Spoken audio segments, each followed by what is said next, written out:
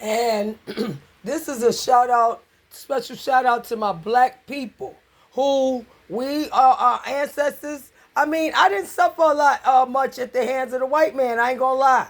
Because my family valued education. I suffered at the hands of my family. Like some of y'all, my black people, have suffered at the hands of your family, whether y'all was latchkey kids like me, raising your little brothers and sisters and putting food on the table, or helping like me when I was going to school. I remember going to school third grade, yo, and smart kids, smart since third grade. They had me in gifted and talented classes because soon as they gave me the placement test, I scored 12.9 on every placement test since third grade, yo, reading and math, which back then it meant 12th grade.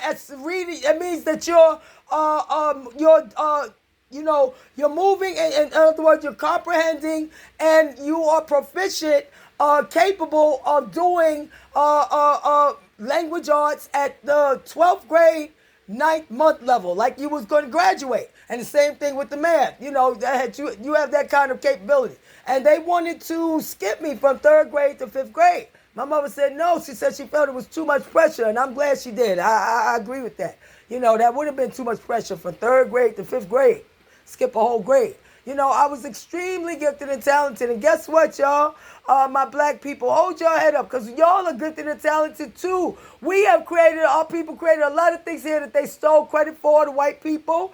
They make sure they get ownership over. They don't mind using us for entertainment. They don't want us to have the ownership on it, over it. Prince figured it out. When he turned his name to a symbol, even I was confused for a while until I realized, oh, okay, he's having a private beef, but publicly on the low key with the record labels because he wanted ownership of all of that. Prince was a creative genius. Good God. I'm so glad I lived during his era. Spanish, y'all gonna take credit for that? For putting Minneapolis on the map for music? Like Prince did that. Minneapolis was not known for music. I want y'all to know. Back in the day, it wasn't known for nothing but cheese, cold weather, stuff like that.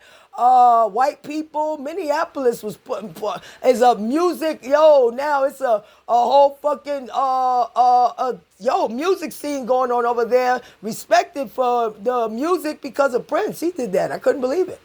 I still find out things about him I didn't know, even in the last week or two. Wow, what a genius. But anyway, I hope y'all Spanish ain't gonna take credit for that, since y'all are over there in Minneapolis now. We started this music over here. Yeah, right, right. Tell it to Rick James, his crazy ass. Good God. I don't want to hear another Rick James story. Oh my God. He's the rich version of my cousin Michael. Oh my God, my God. I don't want to hear another Michael story either. So, anyway, so yeah, anybody who has any confusion, my black people, we started all this, the rap, all of that. These neighborhoods were always black neighborhoods because this is where we were pushed to. You know, whites really didn't want to live around blacks, even in New York. You know, my great-grandmother Lula, God rest her, told me a story about when she came from down south, because my great-grandmother Lula, her great-grandmother, or she said her grandma was a slave.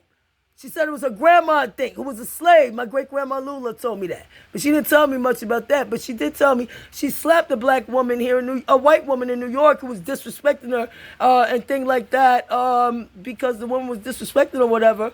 And so, you know, I mean, it is what it is. They didn't want to be around our people. We know this. And that's why ghettos were created and all that. But then the part about the slave breeding of us. So we had the value to be held for 400 years. Spanish and Africans who like to say black people are stupid, lazy, don't want to work.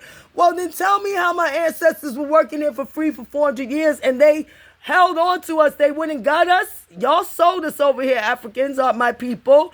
You know, we had value to be sold, right, for money.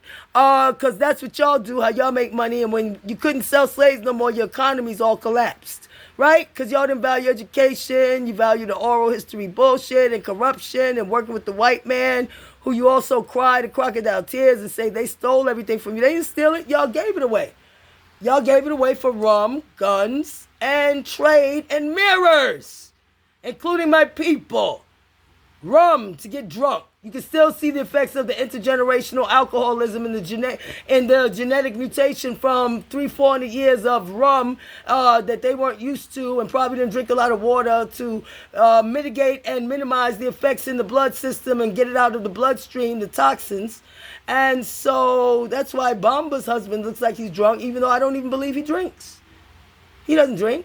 Just like that African chieftain, I don't even think he would drink, or maybe not a lot, who has said, admitted, if he was a chieftain back then, he'd had a lot more money from selling slaves, my own people, selling his own people over here.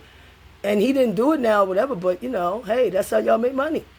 So y'all ain't got nothing to feel better than us about, because black people are the only people who never enslaved anybody else. Black people are the only people who never went to war to take other people's lands or their assets, or we never worked with other entities like the white man, because we were the victims of that. Yeah, and even my ancestors, even after slavery, were victimized by it. Y'all didn't realize some of us are smart enough to put it all together, like me. I think I might be one of the only ones smart enough to put it all together like this. Yeah, that's why the lawsuits will be coming forward, the class action lawsuits regarding the intergeneration, regarding the effects of the descendants of the slave breeding programs and genetic principle, and its inevitable effect on the decline of civilization and increase in crime and lawlessness.